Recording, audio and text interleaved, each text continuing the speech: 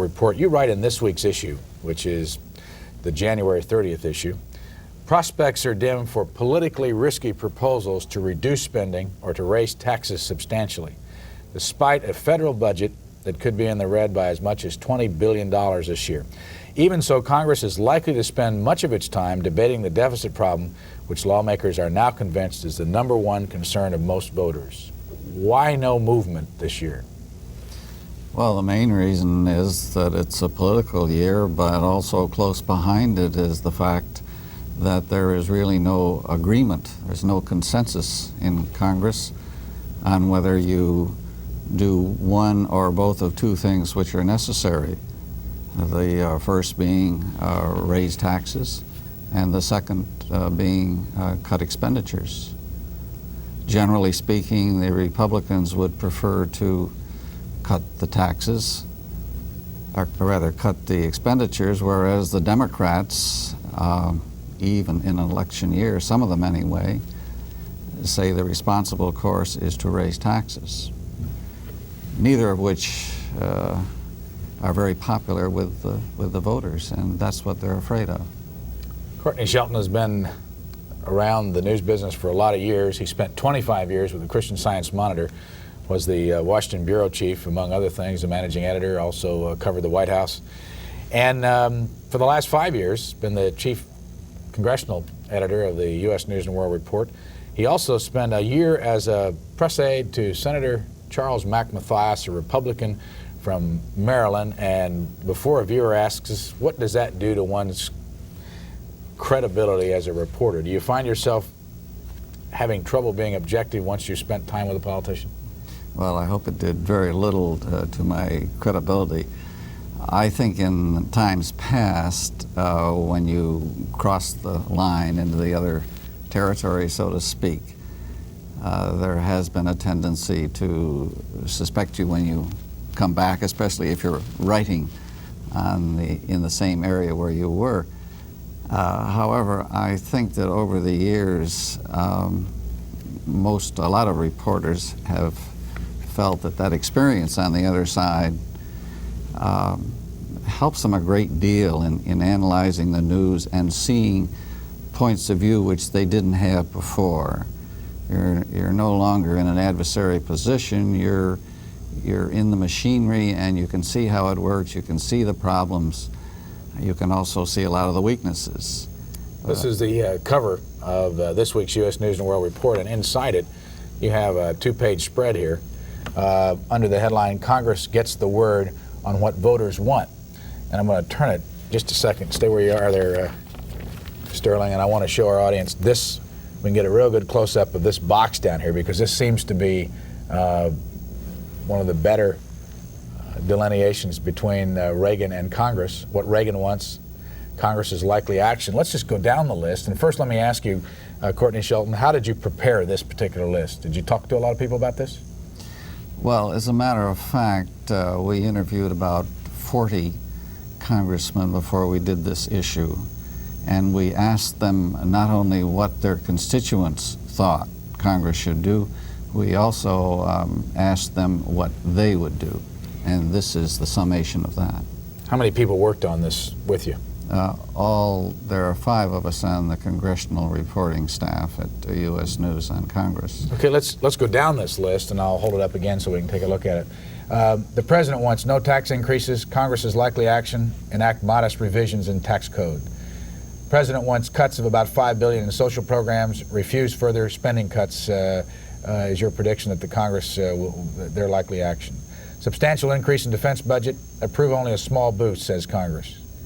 Continue the authority to keep Marines in Lebanon until 1985 if need be. The Congress's likely action. Pressure Reagan to withdraw Marines within 6 months. President wants doubling to $8 billion of aid for Central American nations. Congress's likely action. Approves slightly higher economic aid, bulk at military aid. President wants abortion curbs, restrictions on school busing, and prayer in schools. Congress's likely action. Consider issues in the Senate, but not in the House. Now, you obviously studied this thing in detail. What would change any of this? Well, the first big thing that could change would be another catastrophe in Lebanon. where it wouldn't be just pressure Congress would put on the president. It would be an outright demand to bring the troops home. And of course, in Central America, a similar event could precipitate serious opposition to the president's policy.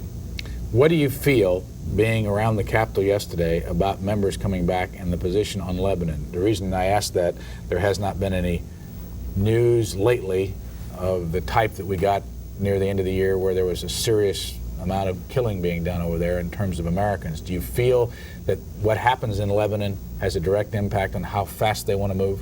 Oh yes. I think for the moment it's, while it's not in limbo, there is not sufficient sentiment up there to reverse the president's policy today. It's hard to know what will or won't happen in the Middle East, so you can't really make any absolute predictions. I think the president wants to get out of Lebanon as much as the Congress does. And what the congressmen are doing at this point, when they are speaking out, is making sure that their constituents know that they want to get out as soon as possible.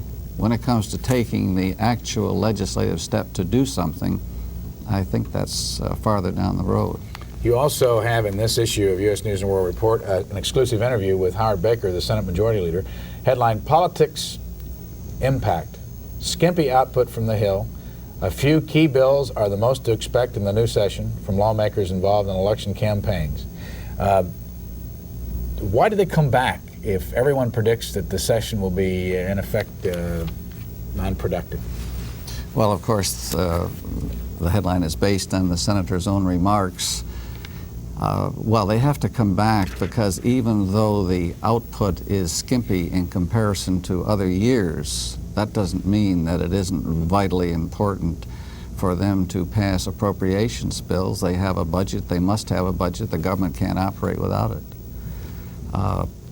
There are some important bills like immigration reform, which we guess would probably have a 50-50 chance of passage. There are other bills of that type. Business, what they're doing is still going to be very important, although there'll be less of it. When you talked to Senator Baker, what did you find? What kind of a mood is he in? Do you think he's going to run for president? And if he does, will he be organized this time around? Well, of course, the senator, though the majority leader of the Senate, doesn't really speak for the Senate as a whole. He's speaking for himself. He's speaking for the Republican Party. I would say that he is in his usually affable, charming mood. He was quite relaxed.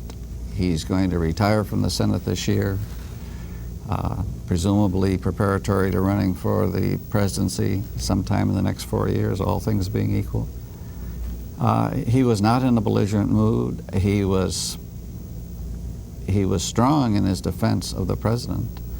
There wasn't a thing that we raised with him where he did not support the president, even though he himself personally has some reservations. Last question in your interview. You've long been an advocate of televising Senate proceedings. Will you bring up that issue this year? Senator Baker's answer to you, Courtney Sheldon of U.S. News and World Report: I'm going to bring it up and I intend to pass it. Well, he certainly sounded very adamant about it. I would only say that in the past, when he has tried to advance this cause, he has made very strong statements. Then he has run into filibusters and other time-consuming events on the Hill. And unfortunately, I would say unfortunately, because I think it's most unfortunate that the Senate is not televised like the House, unfortunately, he has been blocked. Prediction? Well, my prediction is that if he does get it on the floor, and he is determined, I think I think the votes are there. The danger to him is that someone like Senator Long, who feels very strongly, could mount some kind of a filibuster. But the votes are there. I think that most senators recognize that they are at a disadvantage because their sessions are not televised, whereas those in the House are. You know, we always ask you to get out your morning newspaper and help us get a better idea of what people are thinking about around the country. Yesterday we were in the Capitol all day long taking your calls, and it was kind of an interesting day on the floor of the House where there appeared to be some partisan differences. For those of you who may have watched the debate yesterday and wondered what the press did with the floor disagreements between the Democrats and the Republicans, the only thing that I personally could find in any paper this morning was this paragraph right here, and we might ask you to look in your paper and see if there's any wire service explanation that got in the papers around the country that is a little more expansive. In the House, conservative Republicans attempted to force quick consideration of measures to allow prayer in schools, permit line-item budget vetoes, ban abortions, and balance the budget, but were quickly squelched by Democrats. The rest of the afternoon then disintegrated into partisan bickering over procedures. That's all that we could find in any newspaper about the floor action yesterday between Congressman Bob Walker's Republican conservative group and the Democrats. And I wonder, Courtney Sheldon, you and I talked a little bit about this before the program. Does it surprise you that a partisan procedural difference on the floor of the House is not covered more? I don't know whether the word adequate is not, or more. There is not more visibility in the paper this morning about that. Well, not really, because I think most reporters made a judgment that it was political rhetoric, and that the threats, when it comes down to the line, they're threats of tying up the body and being at each other's throats. When it comes down to the time when they have to vote, well, those things will evaporate.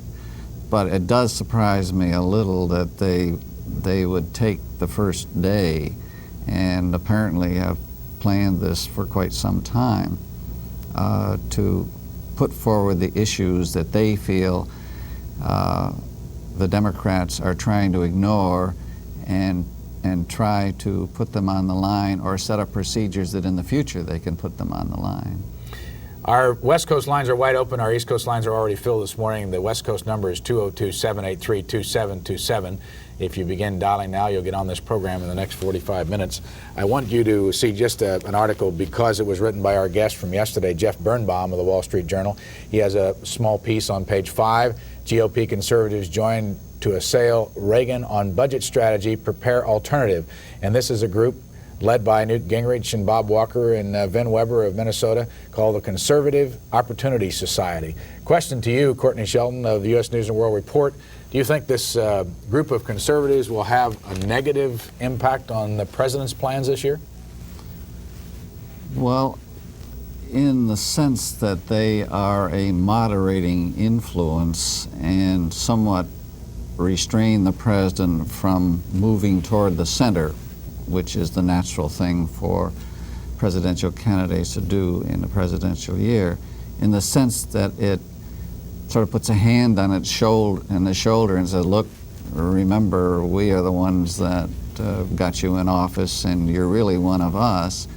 It has an impact. It's hard to see how it would have any legislative impact, because the very strong conservatives in Congress are still a minority, and the majority in Congress as a whole tends more toward the moderate or the middle position. Courtney Sheldon is with this magazine, U.S. News and World Report. That's the new issue out on the stands this week. He's the chief congressional correspondent, congressional editor, and oversees some 4 other U.S. News and World Report reporters that are on Capitol Hill every day. Let's go for our first call of the morning to San Antonio. Go ahead, please. Good morning, Brian. How are you this morning? I have 2 questions, really, and I'll ask one of you and then of the gentleman with you. And my first question to you, Brian, of course, is do you think that there will ever be a program or a channel like CSPAN available to people who don't have to pay for cable?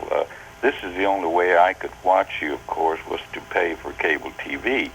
And my goodness, this is the most wonderful thing that has ever happened. And for example, you touched on what happened in the Congress yesterday, and I had occasion to watch that. And I am appalled that the newspapers have nothing about it. Now, do you think that the networks will prevent a channel available to us like C-SPAN or C-SPAN itself without having to pay for cable? Now, I am aware that that the cable organizations are making you and this network or this channel available. But do you think that the powers that be in the media, the three major networks, would prevent something like this happening? Well, it's a long, involved answer that we can deal with on some other occasion, but the short answer to your question is no. Don't expect over-the-air commercial television to ever provide this kind of a service. They had 35 years to do it and didn't do it, as did public television since about 1968, and they chose to go another route. And so that's why you're going to have to rely on the cable system in your community to provide this service, and it's going to cost you some money. But that's the way the country runs, and I can't give you any better answer than that. How about, I don't want to divert this topic, but I would like to have a question for Mr. Sheldon, if you don't mind at this point. Yes, sir. Thank you very much, Brian. Sir, I would like to ask you if there are reporters present whenever an important issue is being discussed, like yesterday. I see nothing in my newspapers, and to me it's very important that the party in majority right now, the Democrats, as far as I'm concerned, they're being very dishonest with the American people, because they are not allowing a proportionate number of Republicans, percentage-wise, in their subcommittees and their committees. And in essence, they're really disenfranchising Americans from participating in government. And this is very important, and you people are not covering that sufficiently. Okay, San Antonio, thanks for the call. Mr. Sheldon. Well, I think the gentleman is right when he points out the disproportionate number of Republicans on committees. I think that was a serious mistake on the part of the Democrats. They did it deliberately. They wanted as little opposition as they could get. On the other hand, when the Republicans have been in control in the past, they have on occasion placed similar restrictions on the Democrats. It's an unfortunate part of politics, and maybe the solution is some permanent rules which would make a better division. Now, as to his earlier comments on why the press or television didn't cover yesterday's debate as well as they might have, I think I'm not here to defend the television. By that I mean commercial television. I'll defend C-SPAN and PBS any day of the week. But the problem is that, and reporters were there, and they would always be there, and also it's in the congressional record. But the problem is that the reporter has to make the judgment as to whether it's largely political rhetoric or whether there is indeed some substantive movement, something which will really be done in the future.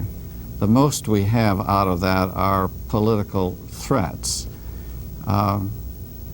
It did serve a purpose for the Republicans, for those conservative Republicans, I should say, who brought these issues up, because it highlighted their position and tended to put the Democrats on the spot.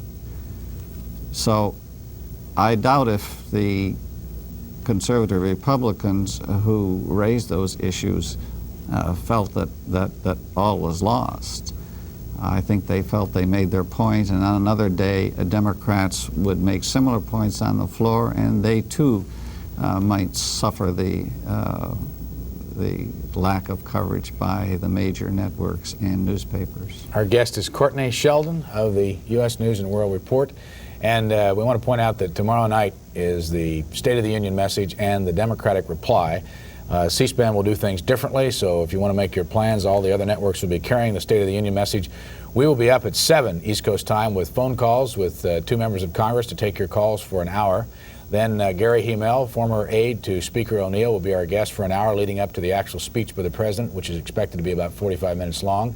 You will begin to see members of Congress, the Senate, the diplomatic corps filing in to the chamber around 8:30 or thereabouts, that you will not see on any of the other networks. And also, for those of you who have a hearing problem or have friends that have a hearing problem, we will have a individual here to do language of the sign so that those who have an interest in politics and have a hearing problem can understand what the President is saying and also the Democrats' response. That's tomorrow night here on C-SPAN, starting about 7 o'clock East Coast time. Let's go back to the phones for Courtney Sheldon. I knew I was going to do that. You've got 2 first names or 2 last names.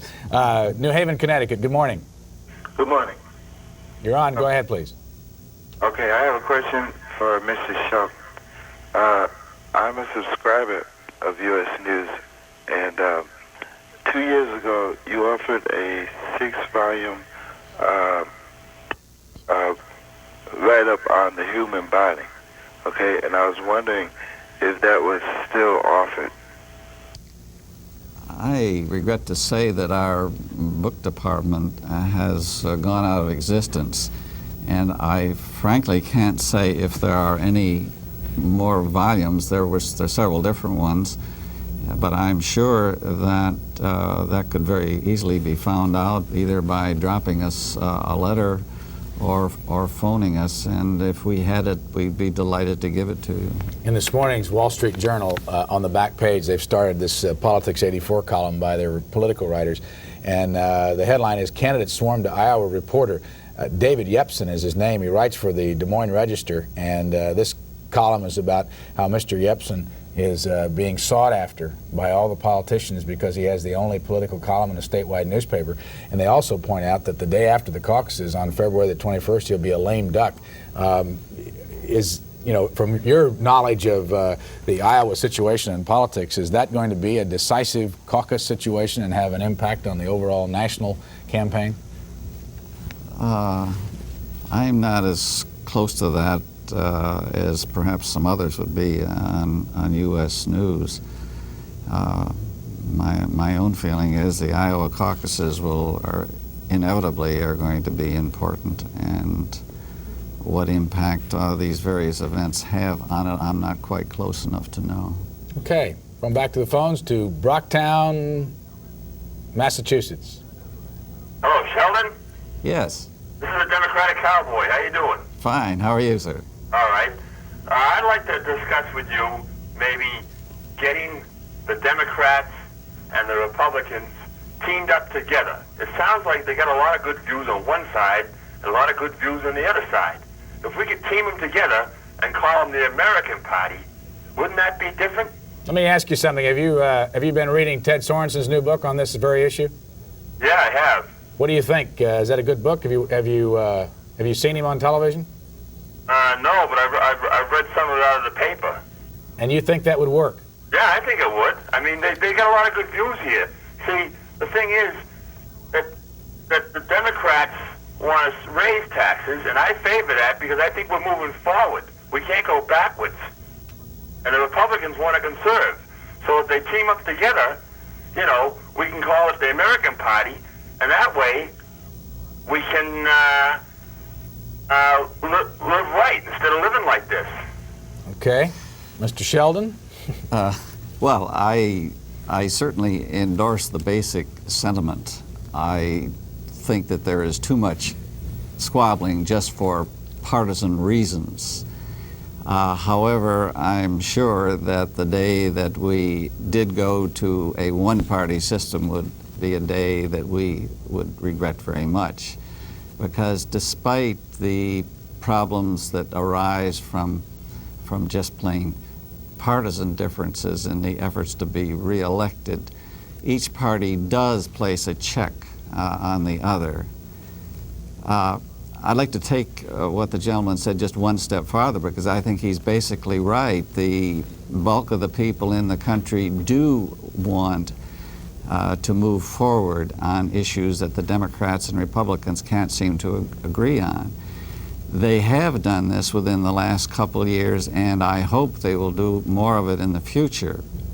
In the case of Social Security and the MX missile, there were bipartisan commissions appointed. They came up with solutions which, when packaged together, were acceptable to both parties.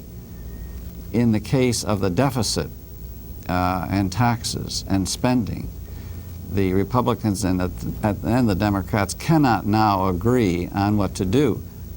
It is conceivable in an atmosphere, perhaps not like this election year, that they can get together and raise taxes and cut spending in a way that would be acceptable. That, I think, is the way to solve the very serious question which you raised. We have lines open both east and west now at 202-628-2525 and 202-783-2727. Little help from your papers this morning. Everett, Washington, you're next. Go ahead, please. Good morning. It's kind of foggy out here this morning. What's your morning paper out there? It's the Everett Herald. It's a part of the Washington Post, but I haven't gotten it this morning yet. It comes a little later in the afternoon. Is Everett on the coast? Yeah. And it's foggy, huh? It's kind of foggy out here right now. What's the temperature? I'm not sure. I've been sleeping. We've got nice icy roads and ice and sleet and rain out here in Washington, so I think our two coasts are having similar weather. Yeah. What's on your mind this morning? Well, I just would like to show you my appreciation by saying that I think you guys are doing a great job, that I watch you as often as I can ever since they took the NBC Overnight off the air. And that my question is that, well, I'd also like to say that if there's any way we can get a satellite up there for you, a space shuttle, I'd be happy to contribute to it. Okay. But my question is that I heard that on a morning news program that the Freedom of Information Act is threatened. And I was wondering if your speaker had any thoughts on that. Thank you. I think he said, and we're having problems with the telephone, that the Freedom of Information Act was threatened. Why don't we broaden that to get your opinion on the Meese appointment to be Attorney General and whether or not that will have any impact on the Congress or have any difficulty in the Senate being confirmed. Your old boss was on the radio this morning talking about asking some tough questions of Mr. Meese when he comes up to the Hill. And from your perspective, is the Freedom of Information Act in any jeopardy? I don't really think so. I think that there is basic, solid support for the Freedom of Information Act. However, there are parts of that act which it may be wise to refine. There have been some excesses, not necessarily on the part of the media, because that act is used by other private groups than the media.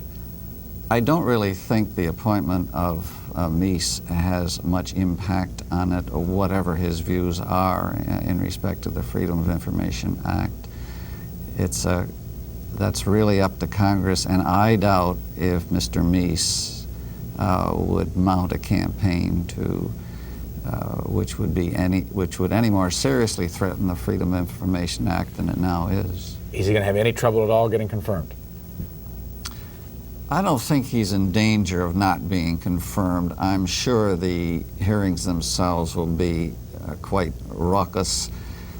He does, since he was so close to the president, the Democrats are going to do everything they possibly can to wound him, to make him out to be an extremist, to attack the president's programs by attacking Meese.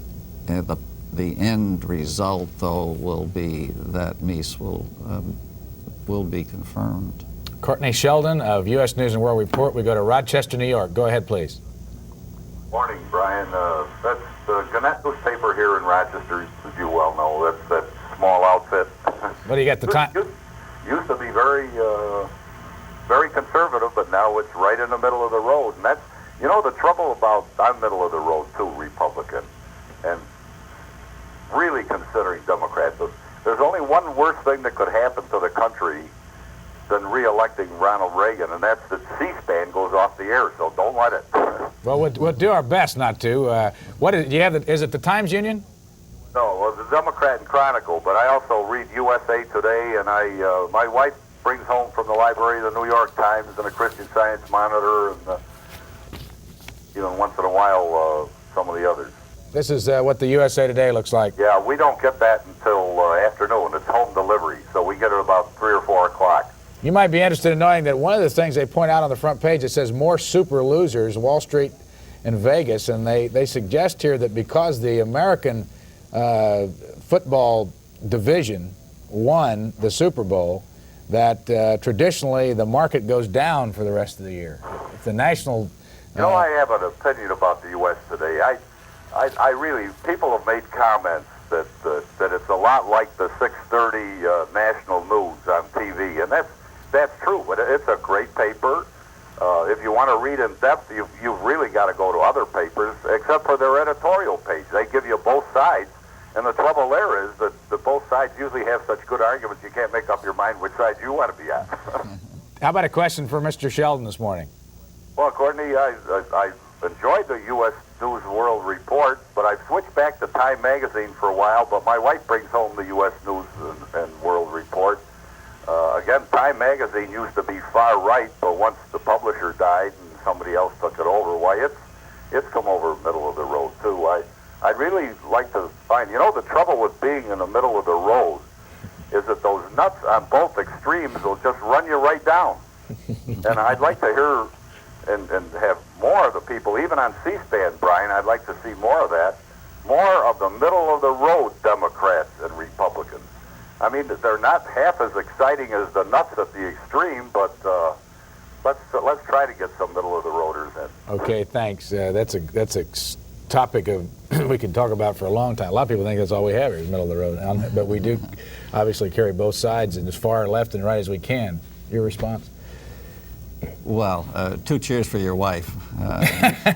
Hanging in there with U.S. News. I've always felt that newspaper people and magazine people have let their own opinions get into their articles in their magazines too strongly and too frequently. And there is a definite need, and U.S. News tries to fill this, to let each side put its best foot forward and say things in the way that they like to, and we do that with what we call our pro-con pages. And this assumes that you and millions of others, and I'm sure this is right, are intelligent people who can, while both arguments are very convincing, can nevertheless make judgments on that. Now, beyond that, I think that what is needed in the press generally, instead of one subjective opinion by a reporter going all the way through the story, is that each story should have 3 elements. One allows one side to put its best foot forward, the other allows the other side to put its best foot forward, and then, if the reporter feels that that they need some guidance beyond that he should be able to put his opinion in, but in a way that it is clearly his interpretation or quoting somebody specifically. Courtney Sheldon, Augusta, Georgia is your next caller. Good morning. Yes, good morning, Brian. Hi. I got the Augusta Chronicle here, and this is one paper town. What's on the front page? They have 53 people indicted for drug activity, Atlanta, American Press. Have a picture of Attorney General Smith, and it has Reagan nominates me for Attorney General post, Washington American Press. Congress back at work, phone thieves top debate, Washington AP. Union angry with Reagan aid cuts, Washington AP. And have a local thing about cure for diabetes, remain exclusive and closer. In that Associated Press story about Congress, is there any mention of the situation that we saw here on the House of Representatives debate yesterday? They have a picture down here of O'Neill is flanked by a fellow Democrats left, Gary Studs and James Sharon, and others are other reps are Edward Boland, Samuel Gridison, and Joseph Early, and William Rashford. It has a little bit about it. I think that's coming off of the caucus yesterday that they had, in which they pledged. I think they decided who the delegates were going to be to the Democratic National Convention out in San Francisco. Do you have a question for our guest this morning? Yes. I don't know if it's. I do know this paper is conservative because it always only Republicans in it strongly endorses it, and so it's somewhat fair. But talking about the reporting of news now, I don't know if this is out of line. I have a question like of with the these caucus groups like Chamber of Commerce, for example, and people moving into new towns, they have to get some type of recognition or pointers, etc., from the Chamber of Commerce. And if they get into a particular town, they have to go by the guidelines. If a person open a store or something like that, they have prices, and they have to stay in line, and a person can't really sell below what the average prices are in that community, else they get tossed out of town. I like your comments on that. You understand that? I'm not sure I quite got the gist of the query.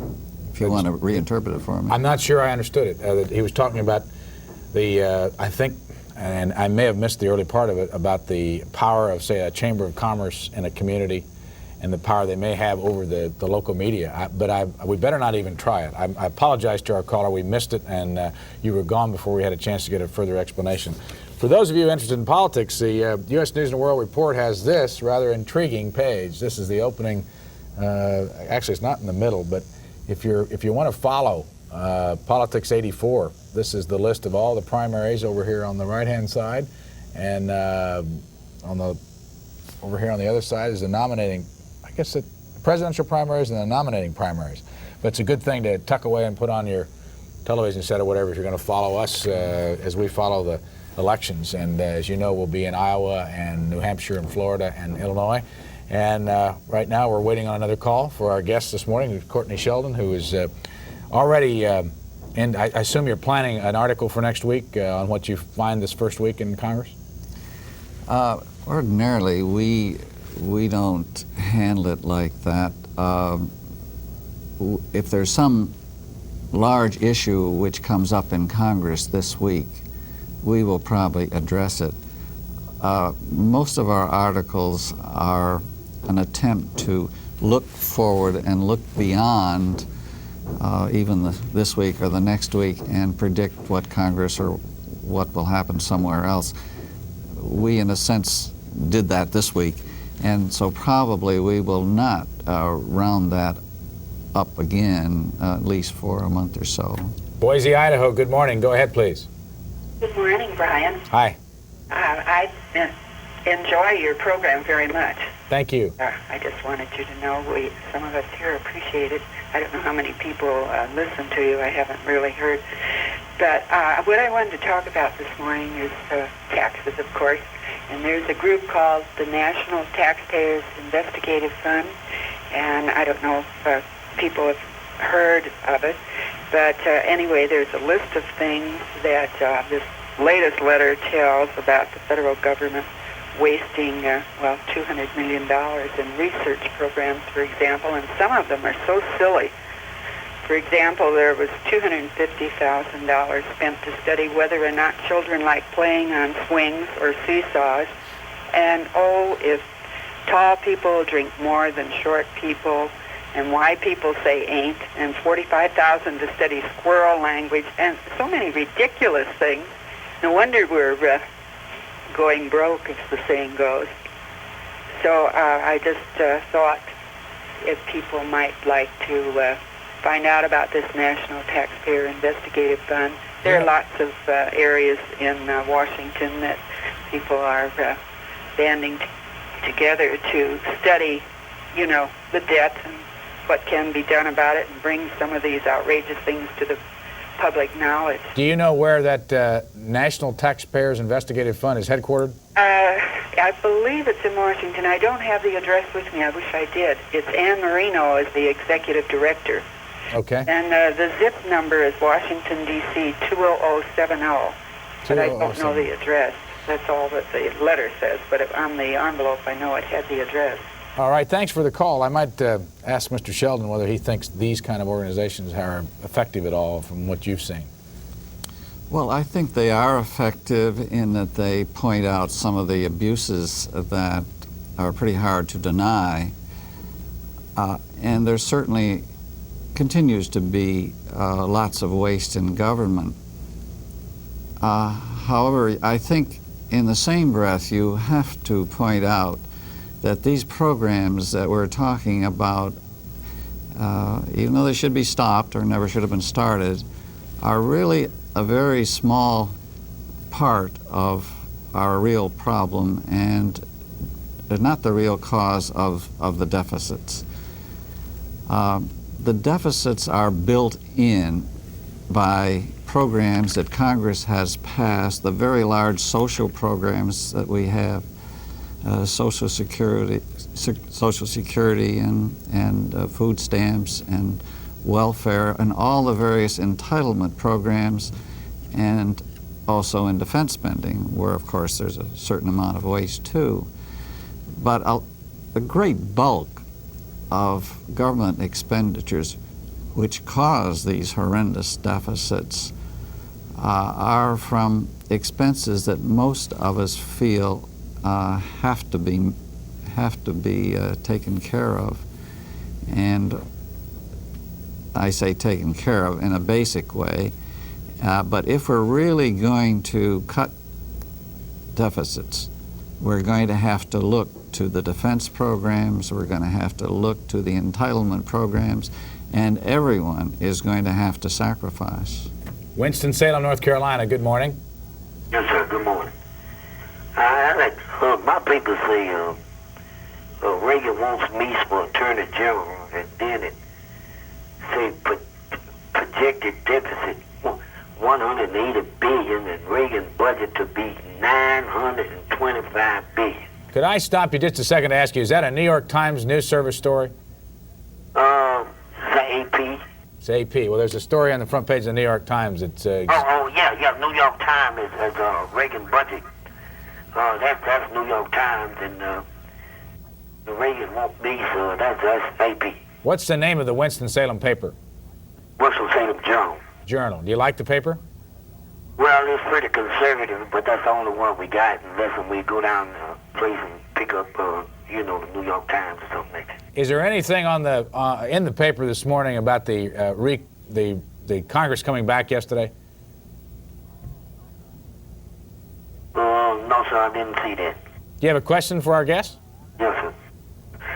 I'd like to ask Mr. Sheldon, he be around there in Washington, and I look at things like George Orwell. I can see things now, like Mr. Reagan, he changing the Civil Rights Commission and he using the Attorney General's office. I thought they was there to enforce the law, not do what the what the courts say, not do what the president say. And federal workers got to take the tests and all that stuff. And not this budget deficit here.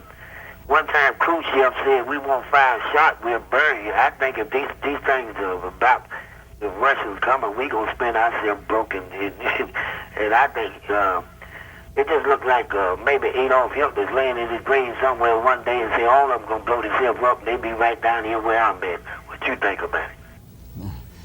Well, I might just briefly talk about the Civil Service Commission, which you mentioned first. I mean Civil Rights. A Civil Rights Commission, sorry. That is not really a regulatory or certainly not a lawmaking body. It is a group which monitors civil rights enforcement and civil rights laws. Up until the last month or so, when the composition of the commission was changed, the majority was what you'd call a liberal majority, and they approached the situation from their viewpoint. Now it is a conservative majority, and they have a different idea about quotas and other devices used to enforce civil rights. Now, I'm not sure on the next part. It sounded like a very plaintive plea, which we all make or feel like making on occasion, is why can't something be done about the spending and the deficits? I guess probably one of the reasons is, and this again is because we're all to blame. There is not sufficient pressure from the people as a whole for Congress to really cut back on expenditures, because some of the cutbacks would affect you and me. And it takes a pretty strong person to say, okay, cut me first.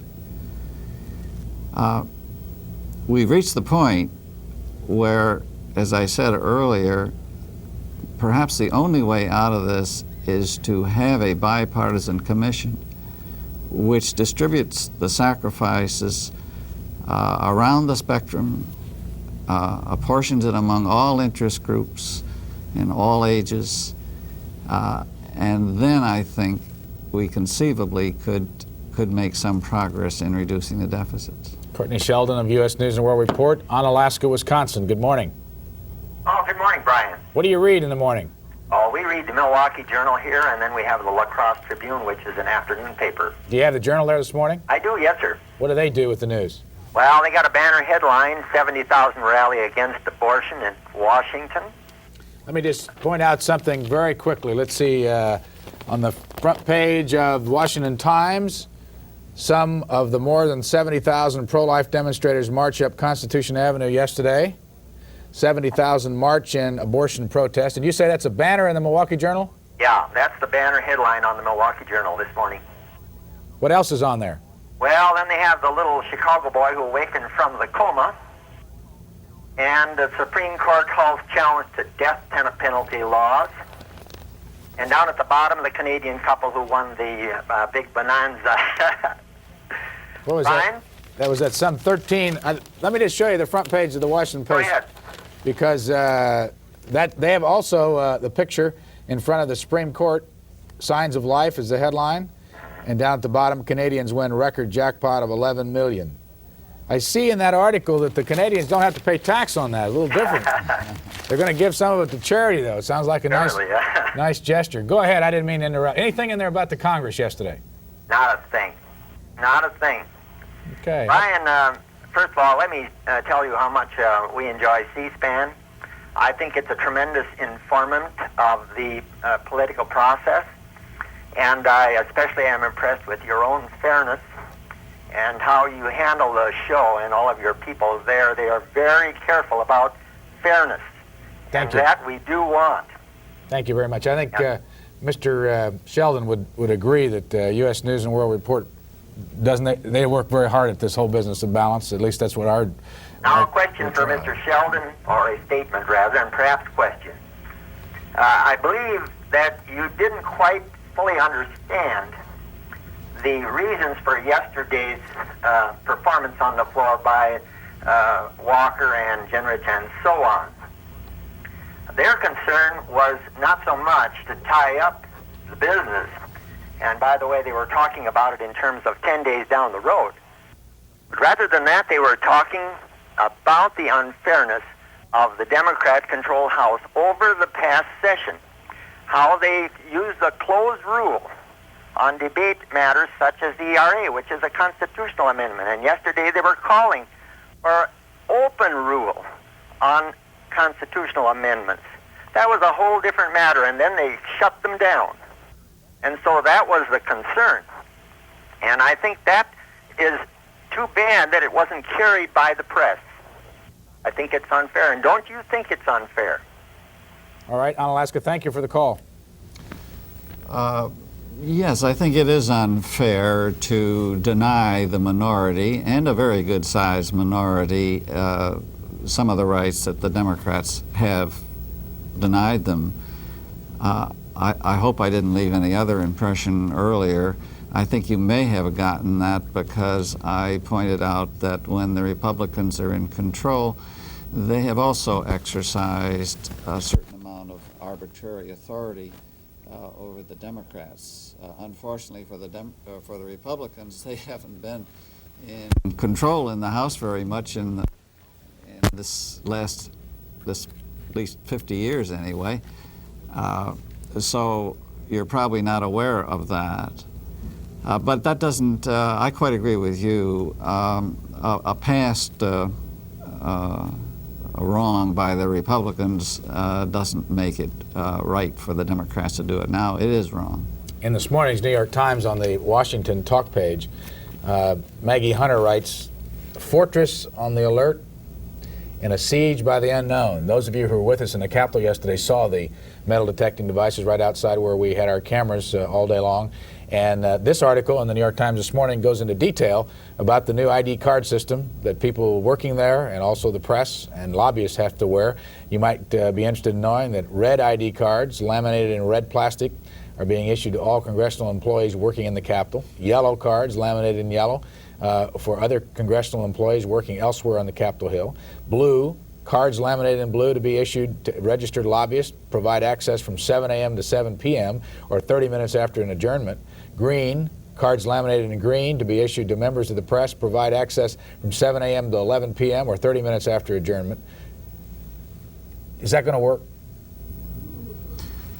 Well, it will work to the inconvenience of a lot of people, but I would say it's a necessary inconvenience and very unfortunate.